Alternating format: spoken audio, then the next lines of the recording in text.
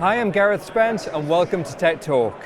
At this year's Connected Britain, 50G PON is proving a hot topic. From the stage to the stands, everyone is asking, when will it arrive and what impact will it have? To provide an overview of what's happening here, I'm joined by Jeremy Chelot from Netomnia and Brisk and Eric Joyce from Adtran. Jeremy, you previously stated that you're going to be the first service provider in the UK to deploy 50G PON services. Are you still on track for that? I hope so. It's now, joke aside, yes, we're on track. Obviously, we have to rely on Adtran and chipset manufacturer, but as far as we're concerned, everything is going ahead. We're expecting to have 50G PON at least in some shape or form live, hopefully before the end of this year, at the latest early next year. What difference will 50G PON services make to your customers? To my customers, I'm not sure. But in reality, as far as I'm concerned, in order to remain relevant in the UK as an altnet, we have to drive innovation. Because if there is one place where we can fight the incumbent, it's by innovating faster than them. And this is what we've been doing now for more than a decade. When the incumbent decided that copper technology will be better than fiber technology, we started doing fiber. Then when they started doing fiber, they started doing GPON, we started doing XGS-PON.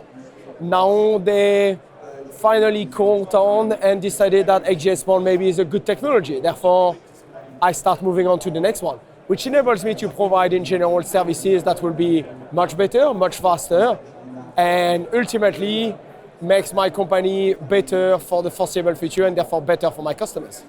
And how will it help you with future growth? Are there any specifics that you could point to? In terms of future growth, is as bandwidth requirement increasing, especially on the business side, not so much, but on the residentials too. Actually, the first customers that we have actually lined up for 50G PONs are actually residential customers rather than business customers. But we will expect by having 50G PON to be able to start launching 10 gigabit symmetric services to residential and businesses, which to a certain extent it's more a question for our customers, how they use that technology to improve their life, to game better or download things faster. It's up to them. But what we do know is that we never want to constrain them, and that's why we are always in a race to try to provide faster services. Eric, I'd like to bring you into the conversation here. How much real interest is there in 50G PON on the show floor? Well, luckily we had a short panel not only half an hour ago, and we managed to pack that room. There were people standing up, so there's definitely interest in 50G PON as a technology. I think in the industry, we're at an interesting point now. We're at an interesting point in the UK industry where there's a lot of consolidation happening. And when consolidation happens, people start planning. And when you start planning, you look at how you're going to build your network for the next 10, 15, maybe even 20 years. And 50G PON is the next step in building a network that's going to last that long. So quite a lot of interest, not just here, but industry-wide. For Jeremy to achieve his ambitions of being the first service provider to deploy 50G PON services, he needs the technology.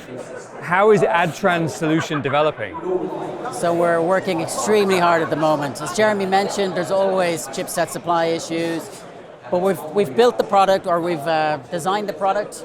We have the product ready to go, the SDX 6405. It's going to be the newest member of our SDX disaggregated series of OLTs.